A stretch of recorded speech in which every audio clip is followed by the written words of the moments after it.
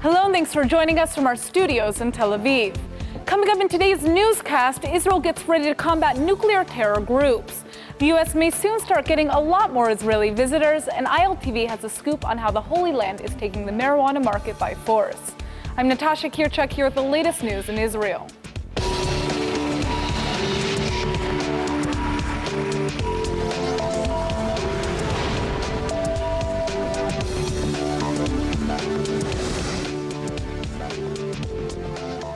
The Israeli government has continued to insist that nuclear weapons and the Islamic State terror group are major threats to the modern world. Now, world leaders have started to ask what would happen if terror groups acquire nuclear weapons.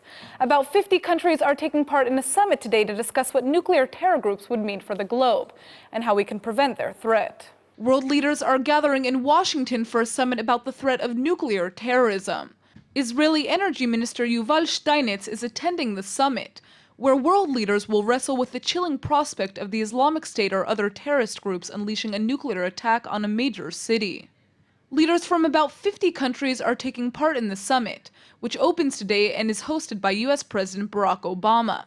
During the Cold War between Russia and the U.S., the main concern was a nuclear war between the superpowers. Now there's a much bigger concern that non-state actors could get a hold of nuclear materials, and security sources say that isn't such a long shot. Security officials are warning that ingredients for a nuclear device or a dirty bomb are alarmingly insecure. Terrorist organizations already want to obtain the raw materials to build a device, even though the White House has said there's no indication of an imminent plot. And if you're wondering why they're not talking about countries that are a nuclear threat, the US says it's still concerned about North Korea. The Obama administration is less worried about a nuclear Iran since the signing of the nuclear deal. But Israel has been demanding the world to punish Iran for recently testing nuclear-capable missiles. Several Democratic senators in the United States have recently called for a probe into the Israeli army's policies, and Prime Minister Netanyahu is furious. In fact, the Israeli leader is even accusing them of ignoring terrorism and trying to keep Israelis from protecting one another. U.S. Senator Patrick Leahy has called for a probe into what he's calling Israel's policy of extrajudicial killings. Leahy and 10 Democratic congressmen are asking the Obama administration to investigate alleged Israeli human rights abuses and determine whether there are grounds to cut military aid. Leahy and the congressmen condemned Israel and Egypt for what they say are gross violations of human rights. Now, Israeli Prime Minister Netanyahu is hitting back, saying that IDF soldiers and Israeli police protect citizens in a moral manner to keep bloodthirsty terrorists from killing them. Netanyahu is calling the criticism a double standard that ignores terror attacks against Israelis. He's also asking why the senators are showing no concern for the human rights infringement of the Israelis who were murdered by the terrorists, saying the senator's letter should have been directed at those who incite terror. Medical marijuana is already legal in several American states, and the industry is raking in tons of money. But American companies are still struggling with the science behind cannabis plants, and now they're turning to Israel for help. U.S. firms are increasingly farming out cannabis research and development to Israel. The Jewish state is turning into an industry leader because of its highly developed agricultural technology and liberal approach to marijuana studies. U.S. investors still aren't sure how to make the most out of cannabis plants, and they're turning to Israel to answer the question. If you're in California, or you're from the state I'm from, Colorado, you're getting medical marijuana. You're getting it from, in a lot of cases, somebody who did not graduate high school. They're making your medicine. There's no science, there's no anecdotal evidence. Israel's a leader in agriculture. And then you take that and couple it with what Professor Meshulam did at Hebrew University and continues to do, and other researchers. You have the two sides. You have the plant sciences and you have the pharmaceutical development and real science. In fact, Hebrew University professor Raphael Mechaulam is considered by many to be a pioneer in the study of medical cannabis. Cannabis is very promising, but it is difficult, it's complicated, and if somebody thinks that he can get into medical cannabis and make millions tomorrow morning, it's, from my understanding, not so simple. He has to be based on good science, well, maybe good business practice and so on, but which should be based on good science. The U.S. Drug Enforcement Administration has set strict rules that have prevented many needed cannabis studies, especially since the U.S. legal marijuana market earns about $5.7 billion annually and is expected to grow to $23 billion by 2020. Now Israeli leaders in the cannabis industry are taking on the booming market with full force by launching an annual conference called Cannatech to focus on accelerating cannabis technology. Since 2014, U.S. companies have invested about $50 million in licensing Israeli medical marijuana devices, and that number could double this year. I see money in the room. Billions of dollars came to see what's going on in Israel, and they, unfortunately, in 2 days we can only show the tip of the iceberg, but it gets them excited enough to actually put their money behind what's going on in research here. We find that the level of capital efficiency here is great. There's an industrious group of people here. What you could take and spend $500,000 on in the U.S., you could usually get for $125,000 or $150,000 in Israel, and it's going to be done efficiently and on time. So I find that the quality of the research here is world class. The arbitrage of value is good. Even though marijuana is still an illegal substance in the Holy Land, Israeli laws are liberal when it comes to research. This lets growers work in close cooperation with scientific institutions to conduct clinical trials and develop a variety of strains to treat a range of illnesses and disorders. אני כל כך הרבה שנים סובלת מכאבים שמפריעים לי לתפקד. אני חזרתי לתפקוד. אני פשוט חזרתי לתפקוד. והחלק הכי חשוב לי בתפקוד הזה זה שאני סבתא. ואני יכולה קצת יותר מלפני כן להשתולל עם הילדים, להתגלגל איתם על השטיח. Eventually, cannabis might even be legal in Israel. Health Minister Yaakov Litzman has recently come out in support of medical cannabis usage in the Holy Land and has introduced steps to simplify and ease its sale for medical uses. So far, 23,000 Israelis have permits from the Health Ministry to purchase medical cannabis, and that number is expected to grow. As Israel continues to take the lead in medical marijuana research, we can only wonder what the future holds. What kind of Israeli cannabis products can the world expect? Sol Kay is the CEO of ICANN, an Israeli company bringing cannabis products to the global market, and he's here with more. Thanks for coming in. Thank you for having me. So let's start with the big question. Why has Israel become such a leader in medical marijuana research? It's been a leader for over 40 years. Essentially, prohibition in the US in the 1930s cut down alcohol and cannabis at the same time. Alcohol came back, cannabis never did. However, in the 60s, Professor Meshulam at Hebrew University asked to study the properties of the plant and discovered not only the properties of the plant, but inside our body that we have a system ready to accept the cannabinoids that come from the plant and have healing properties. So it's essentially just that the regulatory environment here has allowed it. Right.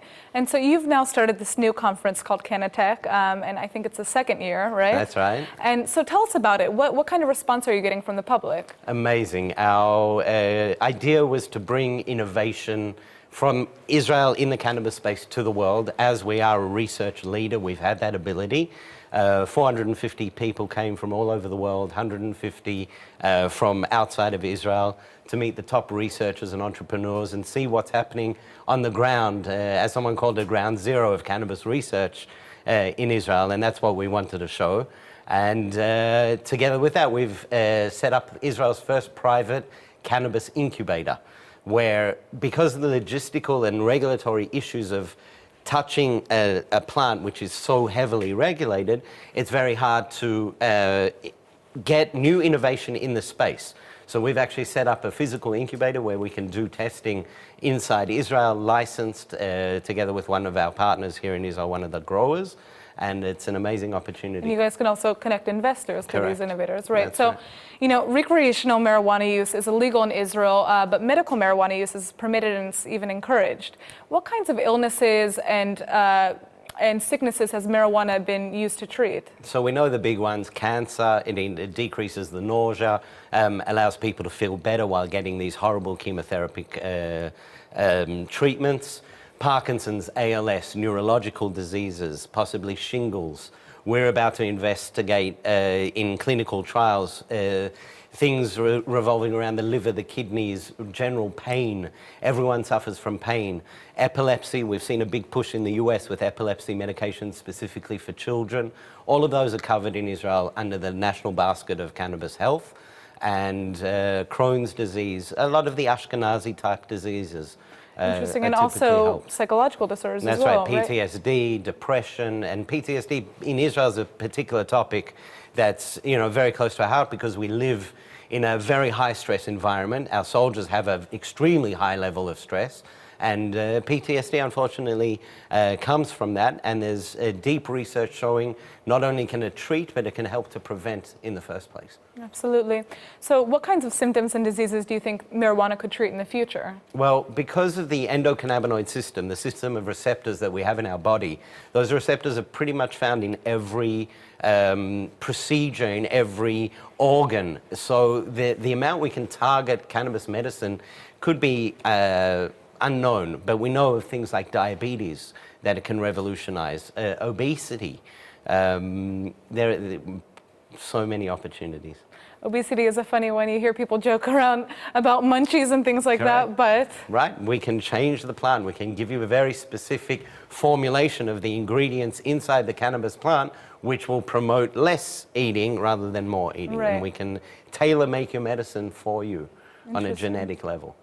So in your opinion, what is the most interesting cannabis technology that's now being offered on the market, especially from Israel, and what's the coolest product that we're going to see in the future? So the product recently released at Canatech, was based on terpenes. Terpenes are the flavor and the smell behind cannabis, something you know and you see in Camden Market and in Amsterdam, but they have therapeutic effects as well. So they've isolated those compounds and rebuilt them into a formulation which can enhance cannabis use.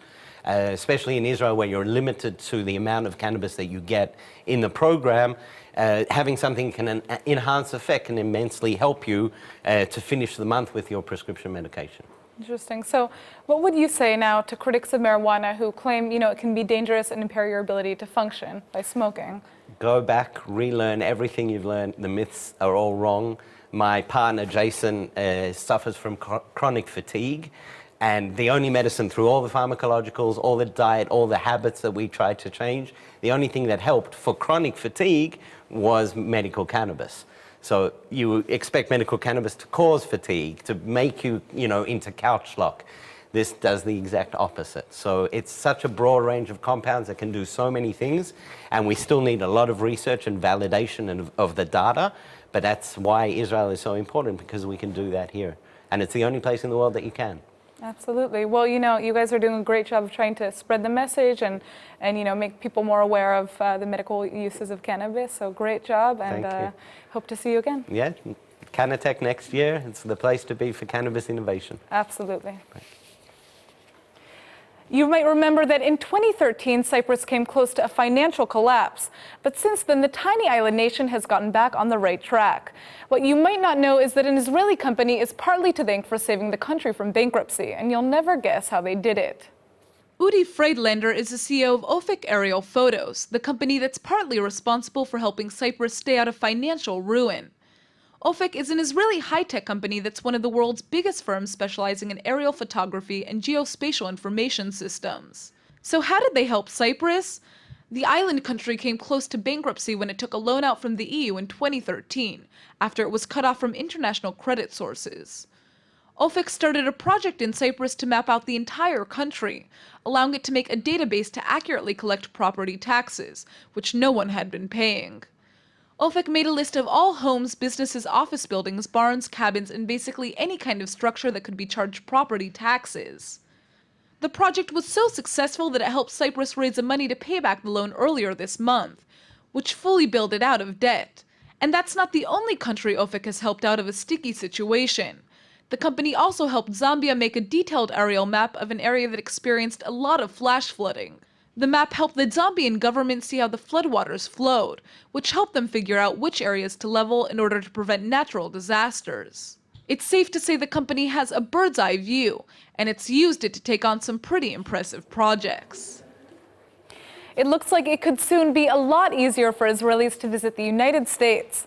The American government has begun to issue a record number of visas to Israelis, and if that number keeps on going up, Israelis might be able to enter the U.S. without any visa at all. The rate of U.S. visa refusals for Israelis has dropped significantly over the last year, and if it keeps going down, Israel could enter the U.S. visa waiver program. Last year, 3.85% of Israelis were refused visas, and that number dropped down over 8% from 2014. Israelis currently need to obtain a 10-year multiple entry visa in order to visit the U.S. If you're wondering why Israelis have been refused entry into the United States at all, it has a lot to do with illegal employment. Have you ever taken a stroll through your local mall and been approached by Israeli vendors selling Dead Sea beauty products? It turns out many of the Israelis selling the special skincare products are illegally employed, and this month 10 Israelis were arrested in Virginia. Yet it looks like the Dead Sea labor scandal hasn't been having such a big impact on Israelis attempting to travel to the United States. The American visa refusal rate just keeps declining, and if it continues, Israelis could visit the U.S. without needing a visa. This means Israeli citizens could freely enter the U.S. for a stay of up to 90 days, which could also help stimulate trade. The threshold for entry into the visa waiver program is 3%, and the U.S. currently has visa waiver agreements with 38 countries. Israel could be next. And now for our Hebrew word of the day. We've said it before and we'll say it again. Israelis like to think about themselves as part of one big family. Now, what does that mean exactly? We do literally everything we need to help each other. So today's word is kombina, which basically means an under-the-table or off-the-record deal. Israelis like to take advantage of the system through their deep relationships with each other. Let's say your brother is a prime minister and he helps you get a job in the government. That would be a kombina. Now let's say you take your girlfriend on a romantic vacation and you get a 50% discount on the hotel from your friend who's a travel agent. Give yourself a pat on the back. You've pulled yet another Israeli kombina. Just don't tell your girlfriend. Israelis get a real power kick out of using the system to their advantage. After all, what are friends for if not to help you out in times of need? Israelis like to think of a kombina as a reflection of their loyalty for one another. It's kind of like you scratch my back and I'll scratch yours. After all, with a good kombina, everybody wins, right? Let's go ahead and take a look at the weather forecast. The weekend is finally here. Friday is expected to be sunny with clear skies and a high of 75 degrees. The sun should stay out through Saturday and the temperature will go up to 80, so it might be the perfect day to head to the beach.